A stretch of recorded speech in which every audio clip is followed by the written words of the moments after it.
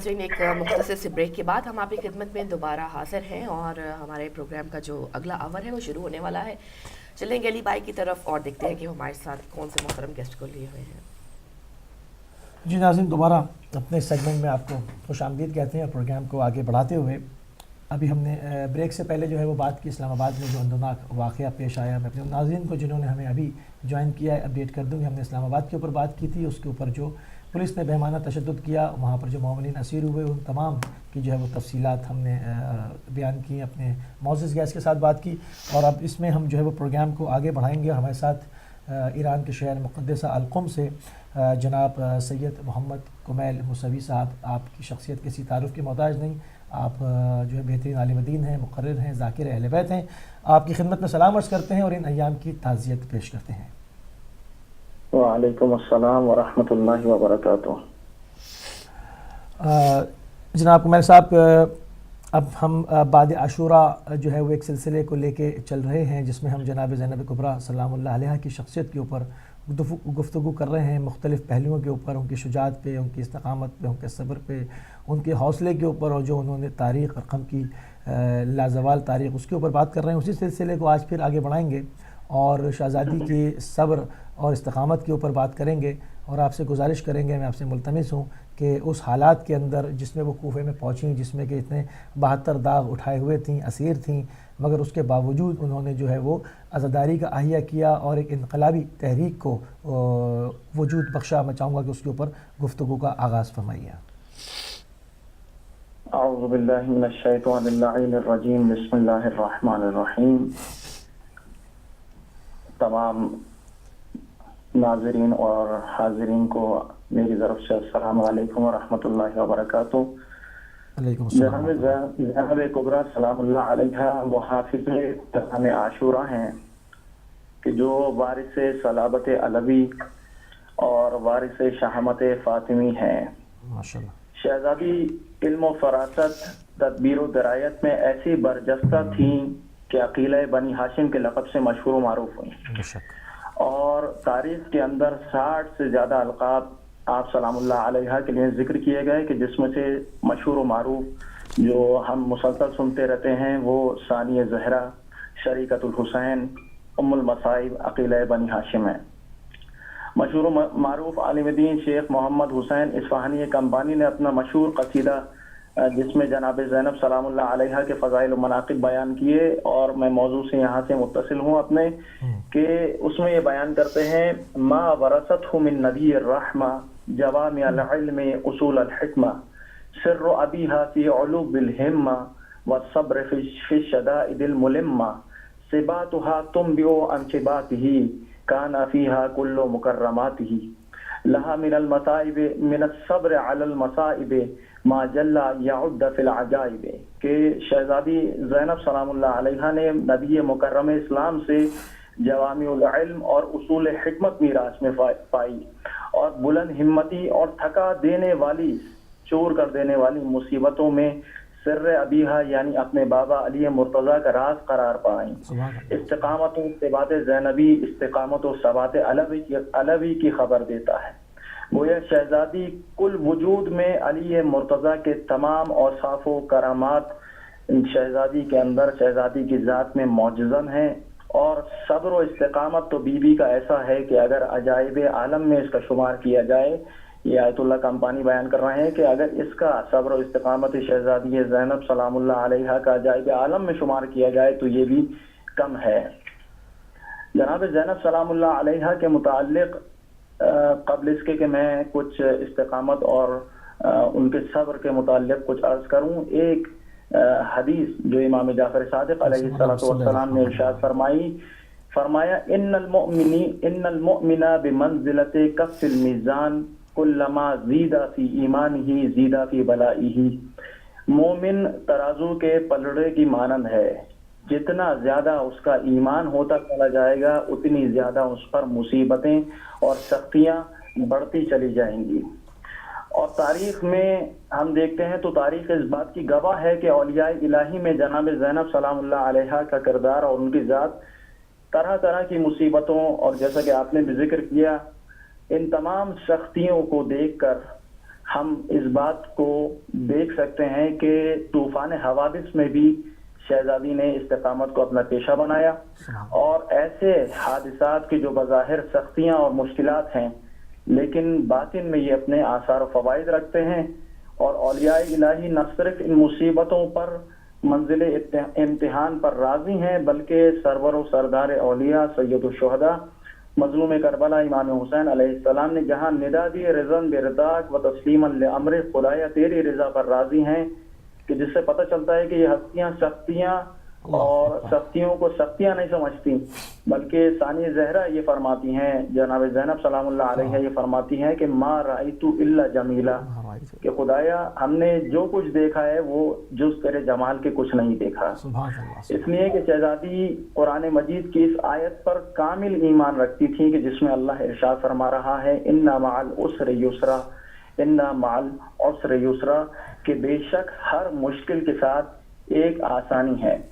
دیکھیں اگر اس بات کو میں اس طرح سے بیان کروں تو درست ہے، غلط نہیں ہوگا یہ بات کہنا کہ جس طرح غدیر بعثت اور نبوت کو تمام کرنے والی اور مکمل کرنے والی ہے، اور اگر غدیر نہ ہوتی تو وہ بعثت نامکمل رہ جاتی، جسے پروردگار عالم نے فرمایا الیوم اکملت لکم دینکم، اسی طرح سے امام حسین علیہ السلام کی شہادت اور کربلا میں جو یہ 72 شہداء کا خون ہے، یہ اسارت امام سجاد اور جناب زینب سلام اللہ علیہ کے بغیر نامکمل رہ جاتا، اور یہ مشن باقی یعنی اس طرح سے آگے دنیا والوں تک نہیں پہنچتا کہ جس طرح سے جناب زینب اور امام سجاد علیہ السلام کے خطبوں نے، یعنی جہاں جہاں امام حسین علیہ السلام کی شمشیر اور امام حسین علیہ السلام کے خون نے اس پیغام کو آگے بڑھایا اور حق و حقیقت کو لوگوں کے سامنے روشناس کروایا، بالکل اسی پیغام کو جناب زینب سلام اللہ علیہ اور مولا سید سجاد کی زبان اور ان کے خطبوں نے جو ہے اس پیغام کو دنیا والوں تک پہنچایا ہے۔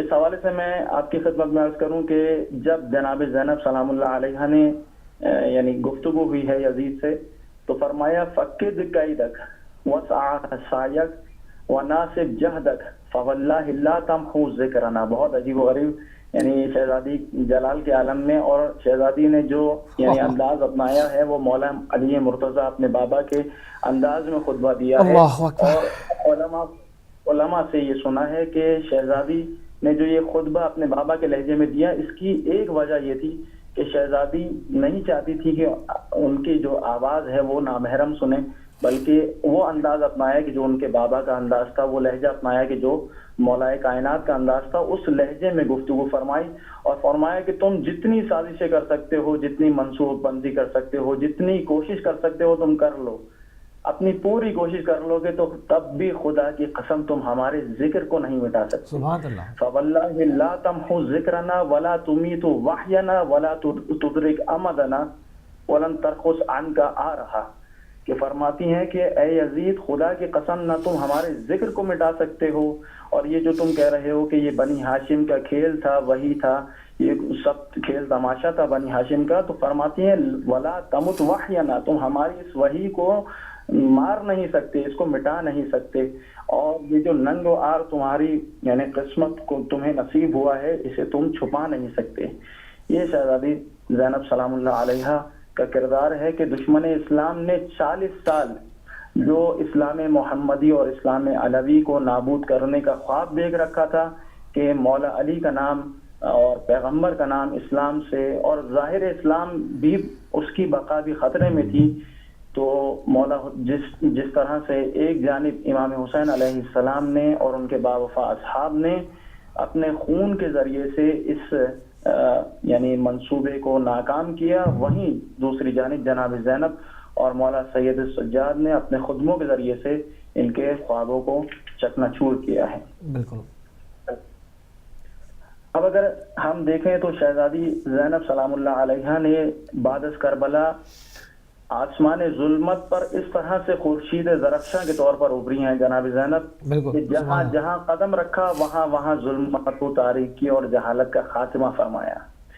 لوگ آپ کے وجود نور مقدس کے ذریعے سے جہل و جہالت کے اندھیروں سے باہر نکلے اور حقائق زمانہ سے آشنا ہوتے چلے گئے، وہ کردار اور وہ چیزیں کہ جو لوگوں کے ذہنوں میں کئی کئی سالوں سے ڈال دی گئی تھیں، ان تمام چیزوں کو اہل بیت کے متعلق آگاہ کیا، لوگوں کو آشنا کیا، اور ہر قدم پہ لوگوں کو جہالت اور جہل کے اندھیروں سے باہر نکالتے ہوئے جناب زینب سلام اللہ علیہ نے وہ کردار تاریخ کربلا پہ رقم فرمایا کہ جب تک قیامت تک کے لیے یہ ایسا کردار ہے کہ ایسا انقلاب شہزادی نے برپا فرمایا کہ تا قیامت حق امام حسین علیہ السلام کے ساتھ نظر آئے گا، اور یزید و یزیدیت کا نشان، اس کا نام و نشان جو ہے وہ صفحہ ہستی سے محو پایا جائے گا۔ اور عظمت رسالت ثانیہ زہرا سلام اللہ علیہ کے لیے اتنا ہی کافی ہے کہ شہزادی زینب نے حکومت اموی کے پیکر پر ایسی کاری ضرب لگائی کہ زیادہ زمانہ نہیں گزرا اور یہ جو اموی سلطنت اور حکومت تھی وہ سقوط کر گئی۔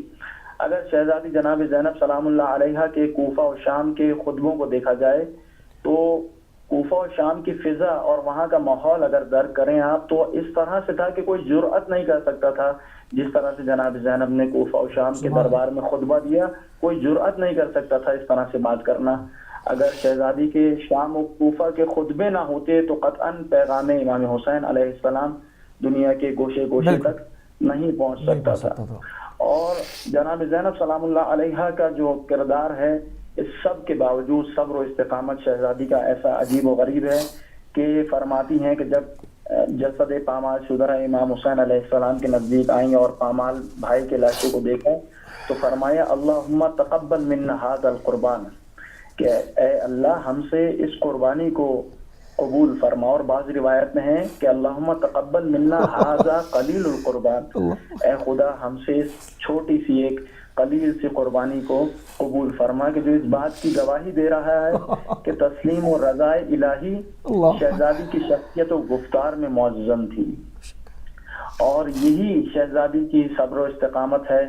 اور ہم جب یعنی تاریخ کی ورق گردانی کرتے ہیں تو ہم اس حقیقت سے آشنا ہوتے ہیں کہ حضرت زینب بچپن ہی سے رنج و مصیبت سے آشنا تھیں، اور رنج و آلام کے اس سمندر میں شہزادی کی استقامت مثال زدنی ہے کہ جہاں انسان کی اپنی مرضی نہیں ہوتی بلکہ رضائے رب مد نظر ہوتی ہے۔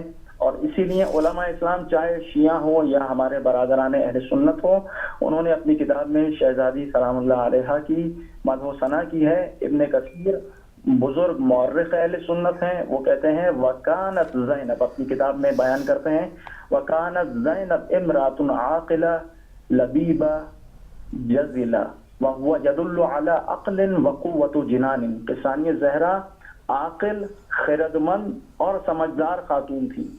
اور دربار یزید میں جناب یعنی سنی مورخ ابن کثیر بیان کر رہے ہیں کہ دربار یزید میں جناب زینب کا کلام ان کی عقل اور قوت قلب و صبر و استقامت پر دلیل ہے۔ اور اسی طرح کا کچھ بیان جلال الدین سیوطی کا بھی ہے، اور علامہ مامقانی کے جو تشیع کا فخر ہیں، شیعہ عالم دین ہیں، بزرگ عالم دین ہیں، انہوں نے یہ بیان فرمایا کہ وحیہ فی الصبر والثبات وحیدہ، کہ تاریخ میں شہزادی زینب سلام اللہ علیہ جیسا صبر و استقامت کسی اور میں ہمیں نظر نہیں آتا، بلکہ وہ وحید اور تنہا ہیں اس صبر و استقامت۔ کربلا کے اگر ہم پیغام کو دیکھیں تو کربلا کا پیغام آپ ذرا غور کیجئے کہ نہ فقط جناب، چونکہ موضوع ہمارا جناب زینب سلام اللہ علیہ سے متعلق ہے، تو جناب زینب اور امام سجاد کو چھوڑ کر بھی باقی ہستیوں کو اگر دیکھا جائے تو جو اسیران کربلا ہیں 20 یا 30 خواتین ہیں، اور 20 یا 30 ہی کے نزدیک اتنی تعداد میں بچے ہیں، مگر کوئی بھی ایسا یعنی 2 معصوم ہیں ان کے ساتھ، ایک امام سجاد اور امام باقر، اور یعنی جناب زینب سلام اللہ علیہ عالمہ یا غیر معلمہ ہیں۔ ان کے علاوہ بھی تاریخ میں ہمیں کوئی بھی ایسی بات نظر نہیں آتی کہ چھوٹا ہو یا بڑا ہو، یعنی بچہ ہو اس گھرانے کا یا جوان ہو، غمزدہ تھے کربلا میں، ایک ایک منظر کو دیکھا اپنی آنکھوں سے، مگر کسی بھی موقع پہ دنیا کی کتابیں آپ جانچ لیجئے، کہیں پر بھی آپ کو یہ نہیں نظر آئے گا کہ کسی ایک چھوٹے بچے نے بھی دنیا والوں سے اس مصیبت پر شکایت کی ہو، کہیں آپ کو یہ نظر نہیں آئے گا کہ کسی بچے نے بھی جو ہے دنیا کے متعلق کوئی شکایت کی ہو کہ ہم پر اتنی مصیبتیں آئیں، کسی نے اس چیز کا ذکر نہیں کیا۔ ماشاءاللہ ماشاءاللہ۔ بہت خوبصورت گفتگو فرمائی آپ نے، جس طرح جناب زینب سلام اللہ علیہ کے کردار کے اوپر، جس طرح خطبات جو شہزادی نے ارشاد فرمائے، وہاں پر جو ہے وہ کوفے سے لے کے شام تک اور ان سے بیداری کی لہر ایجاد ہوئی. بہت خوبصورت گفتگو تھی جناب سید محمد کمیل موسوی صاحب کی. آپ ایران کے شہر مقدسہ القم سے ہمارے ساتھ شامل ہوئے. ہم آپ کے بہت مشکور اور ممنون ہیں کہ آپ نے اپنا قیمتی ٹائم ہدایت ٹیلی ویژن کو دیا.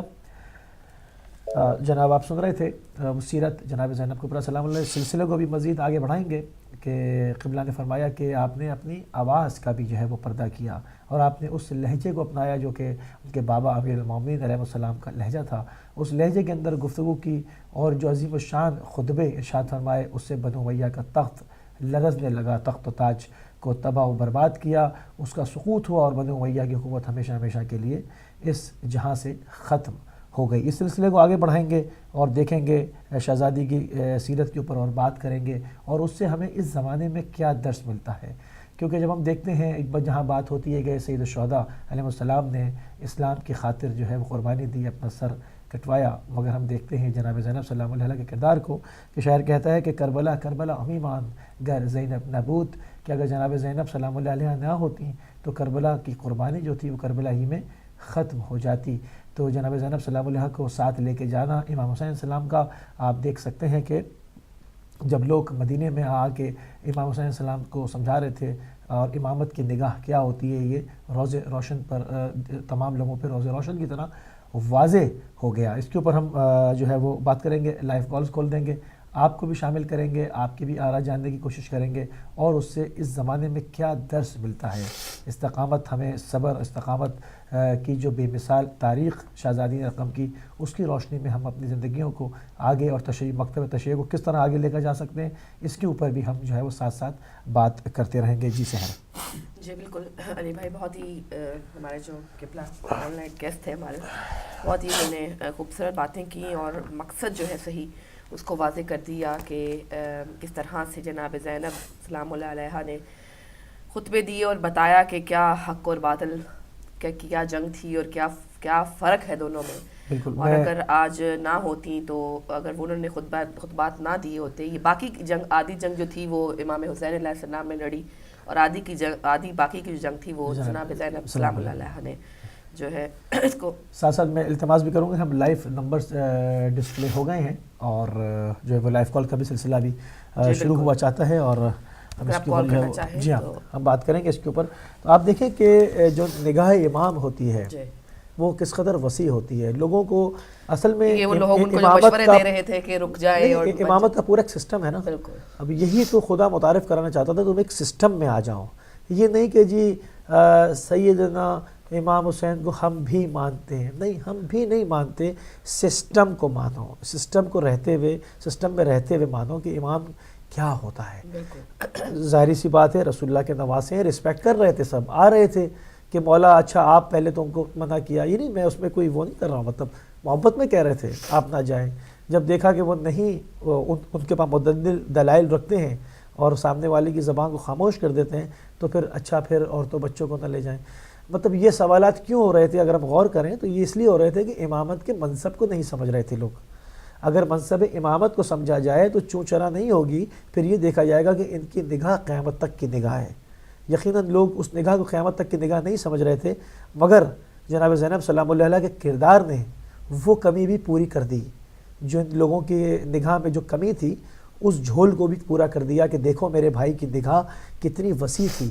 وہ خالی میرے بھائی ہی کی نگاہ نہیں تھی، وہ امام وقت کی نگاہ تھی جو کہ قیامت تک کے حالات کو دیکھ رہی تھی. اور اس سلسلے میں انہوں نے انتخاب کیا، کربلا کے جو گلزار جمع کیا، جو گلستان جمع کیا، اس کے ایک ایک ہیرے کا جو انہوں نے انتخاب کیا کہ جناب علی اصغر علیہ السلام کا کیا کردار ہوگا، شہزادی کا کیا کردار ہوگا، جناب عمر محمد کا کیا کردار ہوگا، جناب قاسم ابن حسن کا کیا کردار ہوگا، جناب علی اکبر علیہ السلام کا کیا کردار ہوگا، جناب شجاع ابن شجاع، جری ابن جری، جناب ابو الفضل علمدار کربلا کا کیا کردار ہوگا. ان چیزوں نے ثابت کر دیا کہ امام کی نگاہ کیا ہوتی ہے، امام کا منصب کیا ہوتا ہے.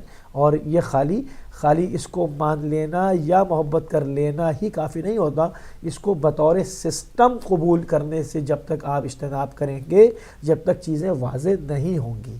خدا نے ان کی اطاعت کا حکم سب کو دیا ہے، اگر کوئی محبت کرتا ہے تو غلط نہیں کرتا. ان کی اطاعت کا حکم خدا نے سب کو دیا ہے، مگر بطور سسٹم انٹروڈیوس کرایا ہے. جب تک سسٹم ایز اے سسٹم میں ہم نہیں لیں گے، جب تک یہ فرقے بھی رہیں گے، جب تک لان تان بھی رہے گی، جب تک مسلمان زوال و پستی کی جانب بھی جو ہے وہ گامزن رہیں گے، اگر ہم امامت کو بطور سسٹم لے لیں گے رسول اللہ کے بعد، تو پھر ہم دیکھیں گے کہ کس طرح سے جو ہے وہ دین پروان چڑھتا ہے.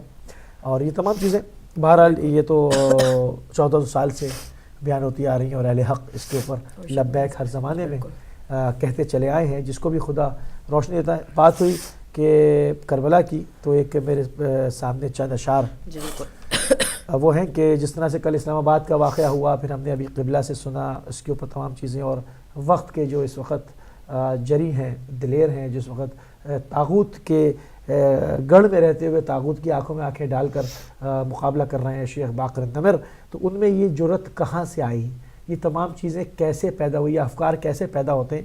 تو یہ جوش ملی آبادی کے چند اشعار ہیں جو کہ میں آپ کی خدمت میں جو پیش کرنے کی سعادت حاصل کر رہا ہوں. فرماتے ہیں کہ کربلا اب بھی حکومت کو نگل سکتی ہے، کربلا اب بھی حکومت کو نگل سکتی ہے، کربلا تخت کو تلووں سے مسل سکتی ہے. کربلا اب بھی حکومت کو نگل سکتی ہے، کربلا اب بھی، کربلا تخت کو تلووں سے مسل سکتی ہے.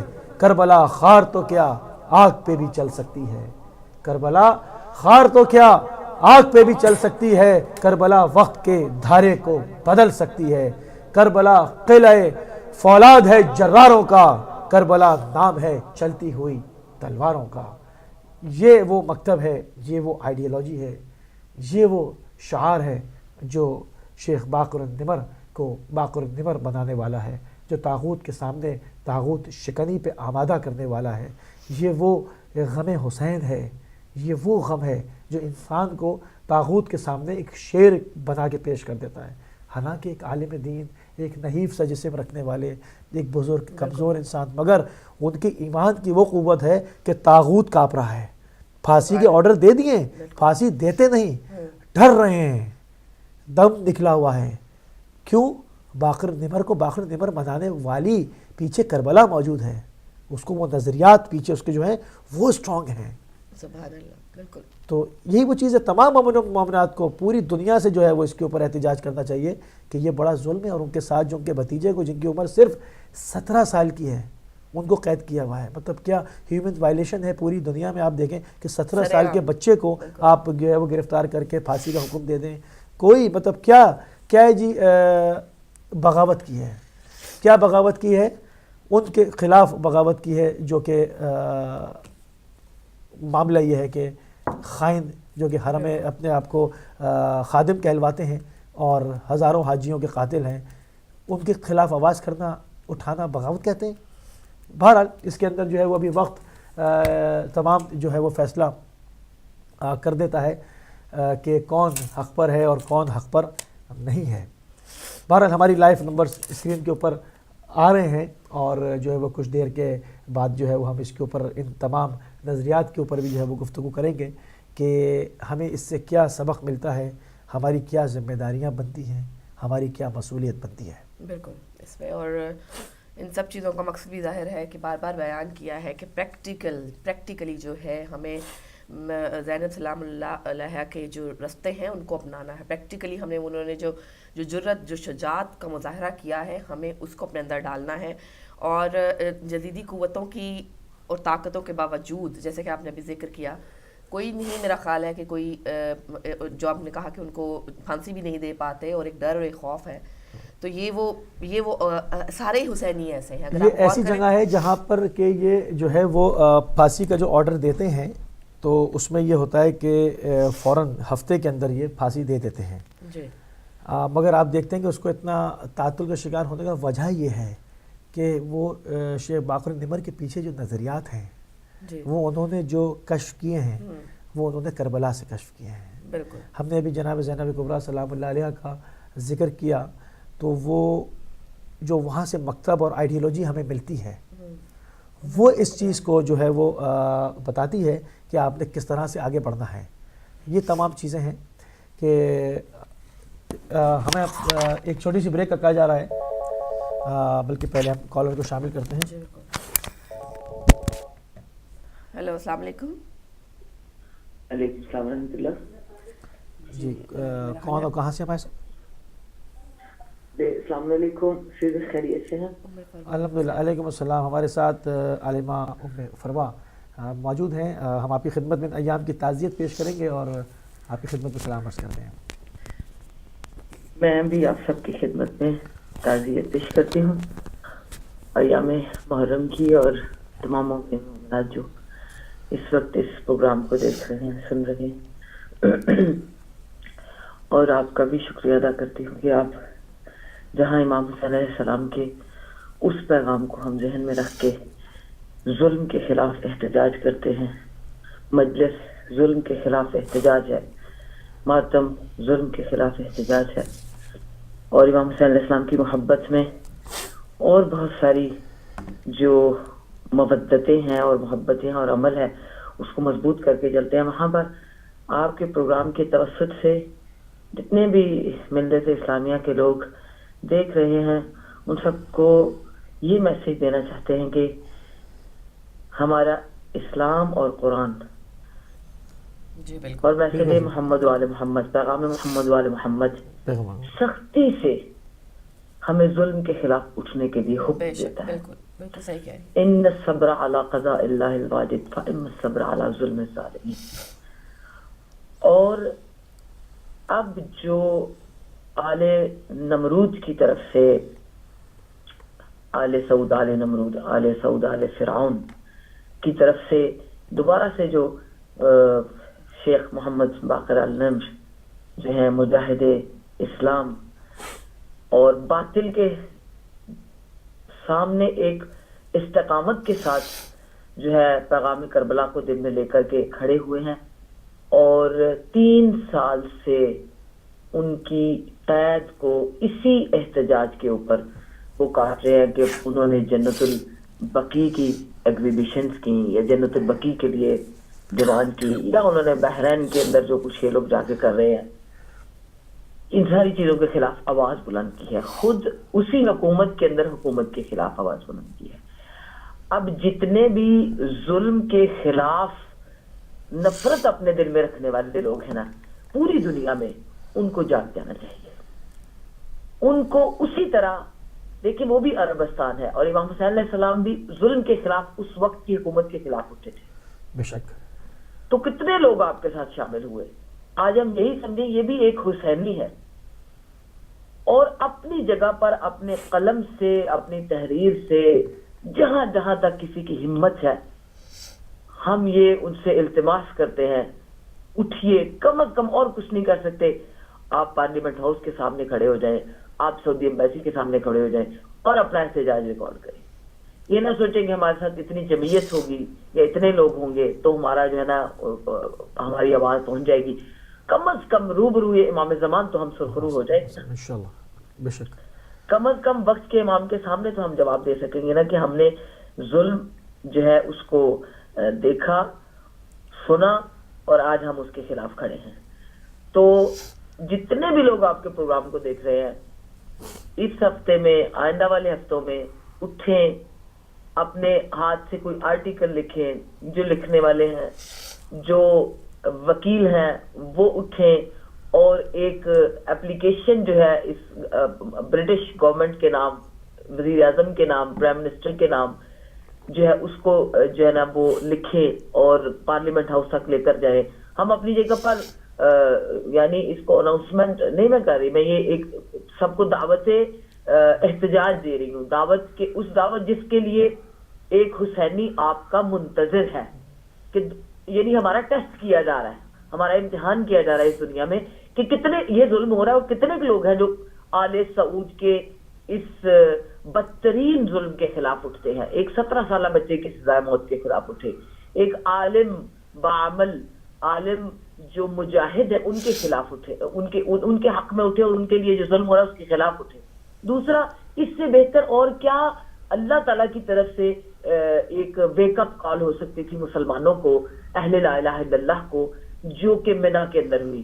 اللہ تعالیٰ نے اپنے ہی دنوں میں اور انہی ایام میں جب پوری دنیا کی نظریں کعبہ کے اوپر ہوتی ہے، مکہ کے اوپر ہوتی ہے، انہی دنوں میں پردہ اٹھا دیا ظالموں کے چہرے سے. اس کے باوجود ہمیں نیند آ جائے، ہم غفلت میں چلے جائیں، ہم سو جائیں، ہم احتجاج نہ کریں، ہم دنیا کی جو جتنی قانون کی عدالتیں ہیں ان کے دروازے نہ کھٹکھٹائیں، تو پھر ہم بے حس ہوں گے، اور میرا خیال ہم سچے امام حسین کے فالوور بھی نہیں ہوں گے. بالکل نہیں ہوں گے. بے شک بے شک. بالکل صحیح. بہت یہی خوبصورت. میں پیغام آپ کے پروگرام کے توسط کے ذریعے دینا چاہتی ہوں جزاک کہ اللہ. دنیا کی عدالتوں کے اندر دستک دیں. یہ بڑی بے انصافی ہو رہی ہے ایک ہمارے بہترین عالم تشیع کے جو ہے نا عالم کے ساتھ.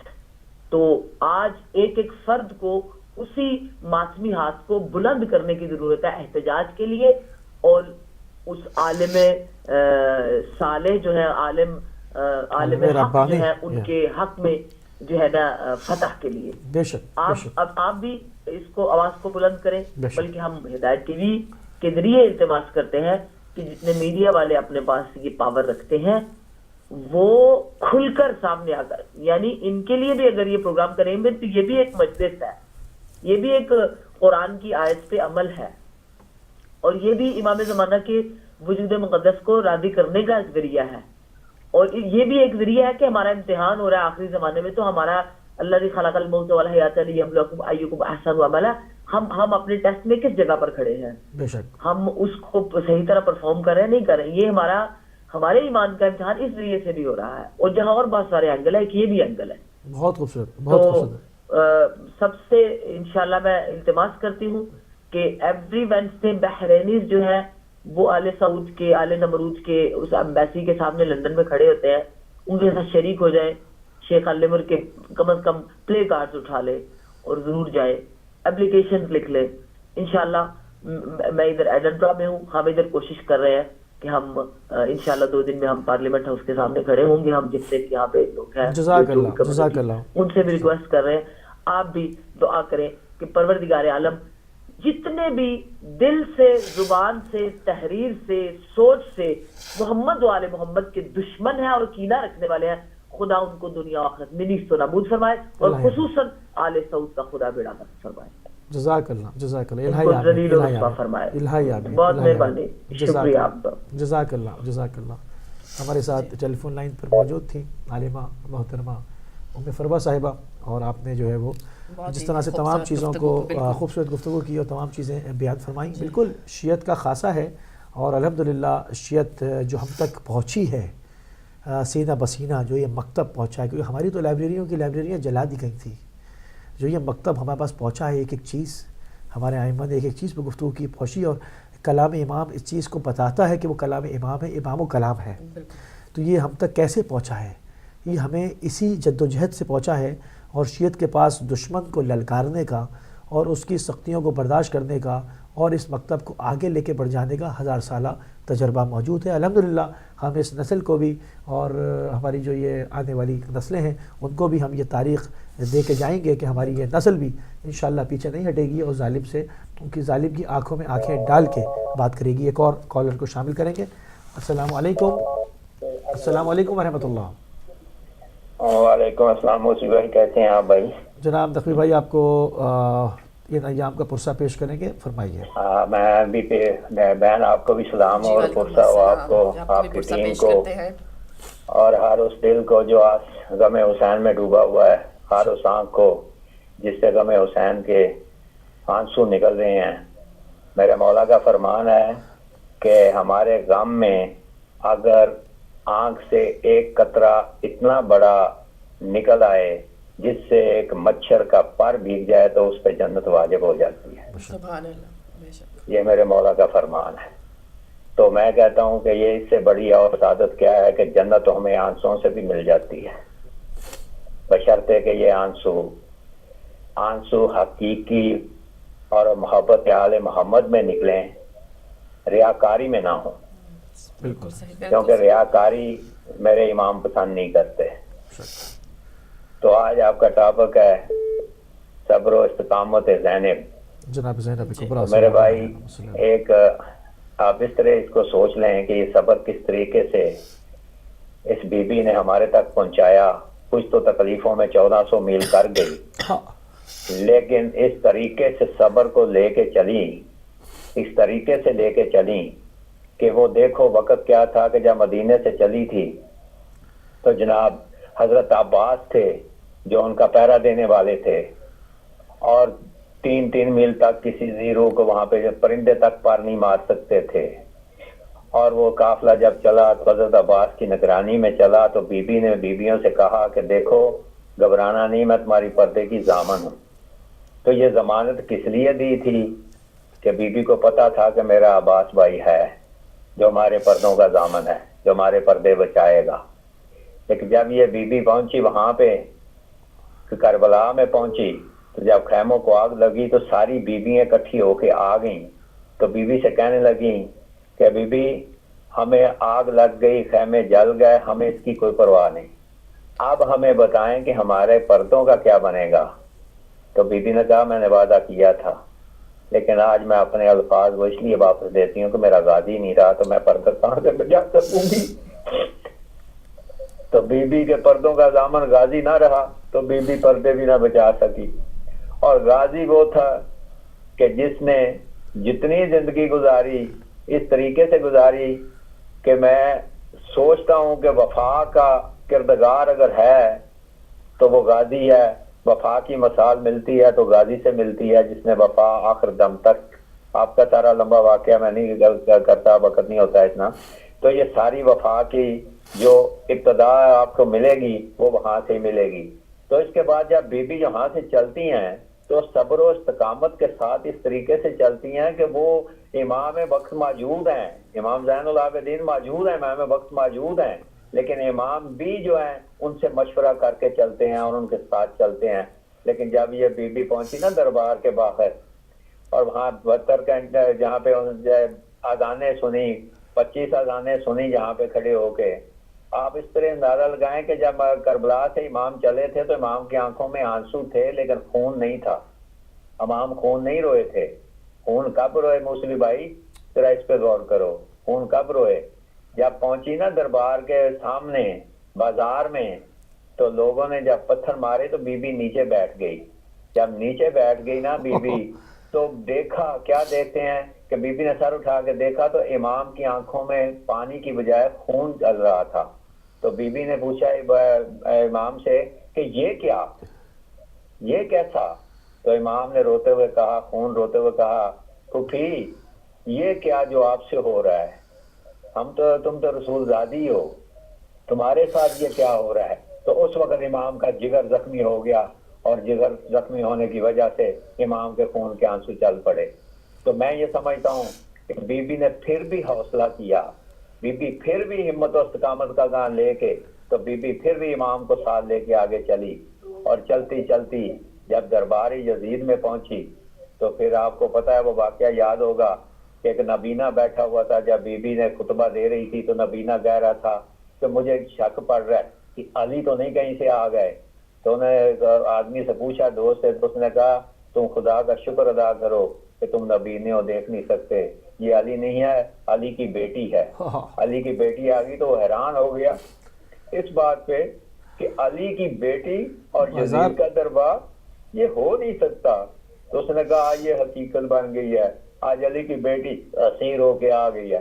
تو میرے بھائی یہ استقامت وہی تھی، یہ صبر و استقلال وہی تھا جو میری بیوی کو اپنے خاندان سے، اپنے خون سے ملا تھا. اور یہ خون اور اپنے خاندان کا استحکام دیا ہوا، اور اللہ کی ذات نے اس خاندان پہ جو کرم کیا تھا اس کو لے کے جب بی بی سارے سفر طے کر گئی نا، تو میں سمجھتا ہوں کہ آج کے دور میں، آج کے وقت جس طرح یزیدیت دوبارہ اٹھ چکی ہے اور یزیدیت پھن پھلائے بیٹھی ہے. آپ نے ایک منٹ اگر دے دو تو میں ایک بات کرنا چاہتا ہوں کہ جس طرح آپ نے اسلام آباد میں آپ نے دکھایا کہ کس طرح یزیدیت نے پھر پھن اٹھائے اور کس طرح بے معصوم بچوں اور عورتوں پہ لاٹھی چارج کیا گیا. کیا ان کا گناہ کیا تھا؟ کیا یہ ہو سکتا ہے؟ میں آپ سے یہ پوچھنا چاہتا ہوں، مجھے یہ بتایا جائے کہ کیا یہ ہو سکتا ہے کہ رکشوں، ٹیکسیوں اور بسوں میں گانے لگے ہوں تو کوئی رکاوٹ نہیں، اور حسین کا نوحہ لگا ہوا ہے امام کا یا قصیدہ لگا تو اس پہ پابندی ہے، تو کیا یہ یزیدی نہیں ہے تو اور کیا ہے؟ بالکل اس سے بڑھ کے یزیدیت اور کیا ہو سکتی ہے کہ امام کا نام سننا بھی انہیں گوارا نہیں ہے۔ اور جب یہ الیکشن ہوئے تھے میں نے اس دن پہلے بتا دیا تھا کہ یہ 7 سال کا نمک حلال کرنے کے لیے آئے ہیں، جن کے کندھوں پہ بیٹھ کے آئے ہیں، یہ سارے گماشتے ان سے ہی ملتے ہیں جا کے پیچھے، اور یہ گماشتے وہاں سے ہی اپنی ٹریننگ لے کے آئے ہوئے ہیں اور ان کا ہی نمک حلال کریں گے۔ آج وہ میرے خیال میں آپ کے سامنے ساری بات واضح ہو چکی ہے، آپ دیکھ رہے ہیں کہ وہ سارے وہی گماشتے وہی ٹریننگ لے کے آئے، وہی باتیں جو آپ پاکستان میں ہو رہی ہیں۔ اگر سعودی عرب کا شاہ بیمار بخار چڑھے تو وزیر اعظم وہاں بھاگ جاتے ہیں اور جا کے بخار کا پتہ کرتے ہیں، اور اگر یہاں پہ لاکھوں لوگ سیلاب میں مر رہے ہوں تو وزیر اعظم کو پتہ نہیں ہوتا ہے۔ یار اس سے بڑھ کے اور کیا دیکھ بالکل ایسی ہے، بہت بہت شکریہ، اور کیا ہے، اور کیا ہے، بالکل صحیح، بہت شکریہ، مہربانی، شکریہ، جزاک اللہ، جزاک اللہ۔ جلی بھائی بالکل ایک سلام پیش کرنا چاہوں گی۔ بالکل ایک ننھی سی لہد رن میں بناتے ہیں حسین، ایک ننھی سی لہد رن میں بناتے ہیں حسین، خاک میں دوسرے محسن کو چھپاتے ہیں حسین، ڈالتے جاتے ہیں اصغر کے بدن پر مٹی، ڈالتے جاتے ہیں اصغر کے بدن پر مٹی، اور خیموں کی طرف دیکھتے جاتے ہیں حسین، مرتے دم ننھے سے ہاتھوں نے جسے تھاما تھا، مرتے دم ننھے سے ہاتھوں نے جسے تھاما تھا، اب وہ دامن علی اصغر سے چھڑاتے ہیں حسین، لاش حر نے کہا رومال یہ دے دو جا کر، زخم بے شیر کا ہاتھوں سے چھپاتے ہیں حسین، ڈھونڈنے آئیں گے اس لاش کو نیزہ بردار، ڈھونڈنے آئیں گے اس لاش کو نیزہ بردار، چھپ کے بانوں سے یہ زینب کو بتاتے ہیں حسین،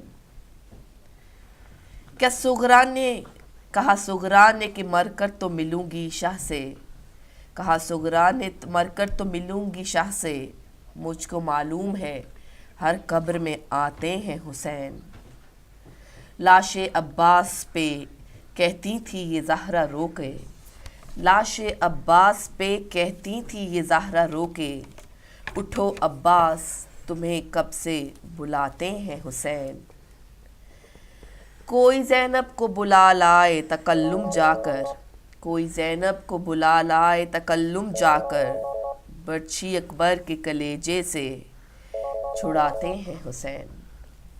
جی ناظرین، ابھی آپ کی خدمت میں کوشش کی ایک سلام پیش کرنے کی، اور جب دل آپ کے اور ہمارے سوچ سے اور غم سے بھرے ہوں تو کچھ زیادہ الفاظ جو ہیں وہ باقی نہیں رہ جاتے۔ فی الحال جائیں گے ہم ایک چھوٹی سی بریک پر، اور بریک کے بعد آپ کی خدمت میں دوبارہ حاضر ہوں گے۔